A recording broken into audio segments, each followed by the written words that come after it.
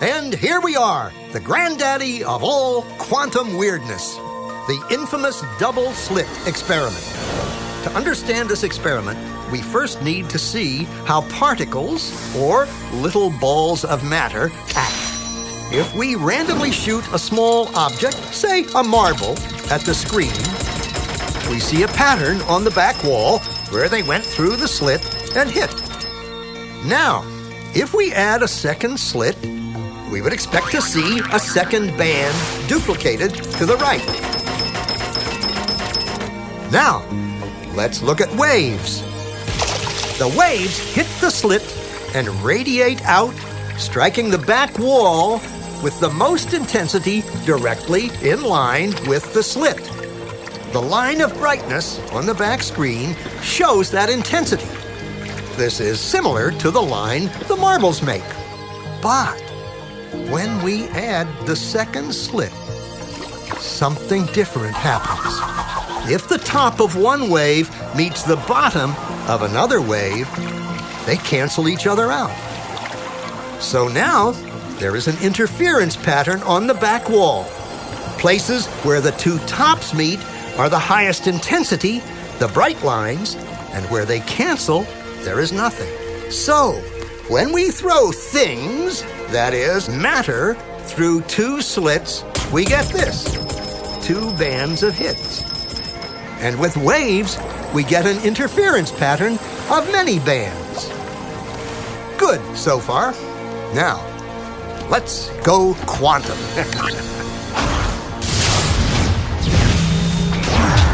An electron is a tiny, tiny bit of matter, like a tiny marble. Let's fire a stream through one slit. It behaves just like the marble, a single band. So, if we shoot these tiny bits through two slits, we should get, like the marbles, two bands. What? An interference pattern. We fired electrons, tiny bits of matter through. But we get a pattern like waves, not like little marbles. How? How could pieces of matter create an interference pattern like a wave? It doesn't make sense. But physicists are clever.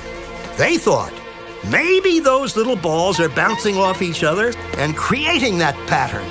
So, they decide to shoot electrons through one at a time. There is no way they could interfere with each other. But after an hour of this, the same interference pattern is seen to emerge. The conclusion is inescapable. The single electron leaves as a particle, becomes a wave of potentials, goes through both slits, and interferes with itself to hit the wall like a particle. But mathematically, it's even stranger. It goes through both slits, and it goes through neither. And it goes through just one, and it goes through just the other. All of these possibilities are in superposition with each other. But physicists were completely baffled by this. So they decided to peek and see which slit it actually goes through. They put a measuring device by one slit to see which one it went through and let it fly. But the quantum world is far more mysterious than they could have imagined. When they observed, the electron went back to behaving like a little marble. It produced a pattern of two bands, not an interference pattern of many. The very act of measuring or observing which slit it went through meant it only went through one, not both. The electron decided to act differently, as though it was aware it was being watched. And it was here that physicists stepped forever into the strange, never-world of quantum events. What is matter?